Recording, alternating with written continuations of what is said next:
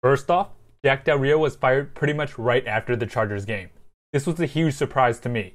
I didn't think he would get fired this year after signing the extension. I feel indifferent about him being fired though. He's an average coach who never really learned to adjust. His schemes and game planning weren't very good, and when things didn't go as planned, everything faltered. However, be careful what you wish for. Remember, Bill Musgrave is an average offensive coordinator, and look what happened this year. I felt the problem this year had to do more with Todd Downing, but Del Rio never made the right moves. In fact, he let go of his offensive coordinator and kept the defensive coordinator this offseason. These were bad moves, and now he must live with the consequences. Last thing on Del Rio. His team played this year with little to no urgency and heart. It felt like even when they were down multiple scores, they would still take their sweet time. On fourth down, they wouldn't go for the win as much as they did last season. The team seemed to have given up long before the season was over. The Raiders were punched in the mouth against the Redskins, and Del Rio never was able to get the team's mojo back. After a move like firing Del Rio, Mark Davis better have an excellent plan. All reports indicate that it will be John Gruden. They made this move to tell Gruden that the Raiders really want him. Gruden has a cozy job at ESPN, and I believe he's contractually obligated to finish announcing this season at ESPN before committing to anything. For the rest of this video, I'm going under the assumption that Gruden is the next Raiders head coach.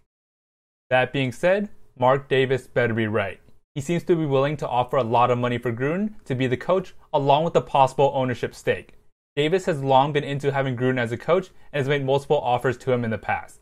It looks like this time is the first time in a long time that Gruden is serious about getting back into coaching. He is the big superstar name that will get free agents and get some buzz for a team that is moving. I know most of Raider Nation will love this move. Everyone will think of the glory days of the 2000s Raiders led by Rich Gannon. Personality-wise, he's a perfect fit with the Raiders. He's loud and rebellious and doesn't really care what anybody thinks. In fact, he would argue with Al Davis back in the day, and he's a perfect fit. He was the face of the last glory days of the Raiders. This is me personally, but I'm not as high on this move as most people. He is a big name and a proven coach, no question about it. But let's keep in mind the game has changed since he was last coaching. He last coached in 2009, and the concepts and things that worked before might not work now.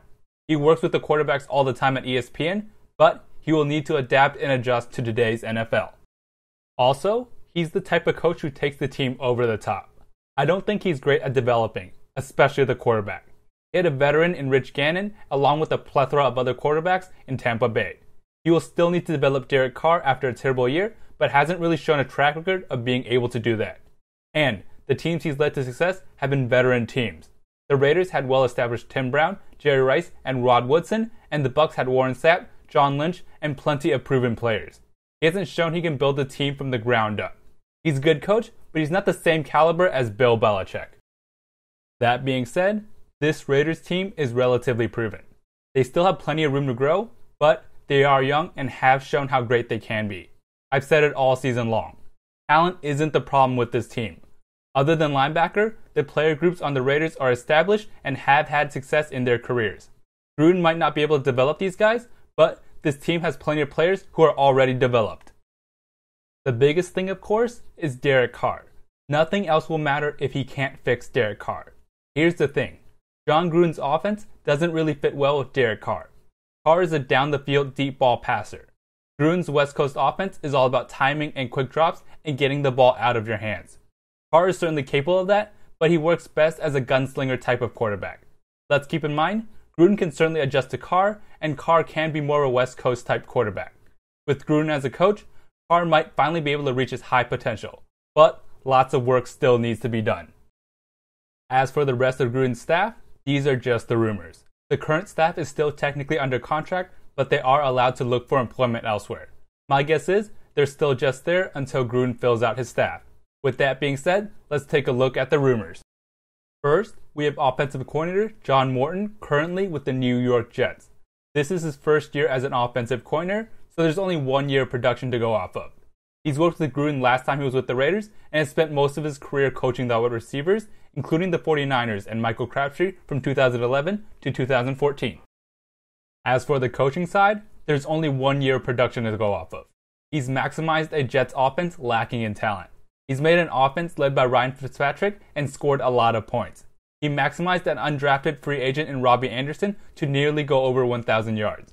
Again, it's only 1 year, but he's done really well considering what he had to work with. On the defensive side, Gruden looks to be adding Bengals defensive coordinator Paul Guenther. He's been the Bengals defensive coordinator since 2014 when he took over from Mike Zimmer. He's considered an up-and-coming coach. One thing to keep in mind is he could potentially take over the Bengals as the head coach. If that's the case, he might not join Gruden. As for the coaching, I like what he has done. The problem with the Bengals have been on the offensive side, not the defense. In fact, the Bengals were second in pass defense and allowed the second fewest first downs in 2017 before injuries took over. The Bengals even won their last 2 games off of the performance of the defense. Even then, the Bengals defense doesn't have a player at the level of Khalil Mack. Finally, Rich Gannon is considered for quarterback coach. Raider Nation knows full well what he did as a quarterback. He was the last great Raiders quarterback before Derek Carr and is currently a broadcaster. I love his insight and he seems to know what to do. He knows when the Raiders need to go up tempo or make changes to the offense.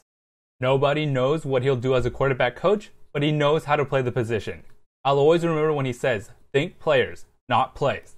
If he can find ways to get Amari Cooper the ball more, I'm all for it. Too many times, the Raiders offense just goes without focusing on the weapons, including Amari Cooper. Jon Gruden is the rockstar head coach. He will bring buzz and get people wanting to come to Oakland. He still loves the Raiders, and Raider Nation loves him. He has the ability to get the best coaching staff together. Yes, he won the Super Bowl, but that doesn't mean he continues to ride off of that. He will inherit an extremely talented roster and must take it over the top. I personally believe competent coordinators and a good coach can get this team back to the playoffs. However, Gruden is the type of coach who can take this team to the top and maximize everything. I love the move, but be careful, Raider Nation. In other news, there are reports that Michael Crabtree will be released. He didn't play very many snaps last game and is 30 years old. It could be the Raiders just wanted to see more from their younger players, or the old coaching staff wants to let him go. He's making around $8 million a year, and I believe he's worth that. He's been clutch, and Derek Carr trusts him.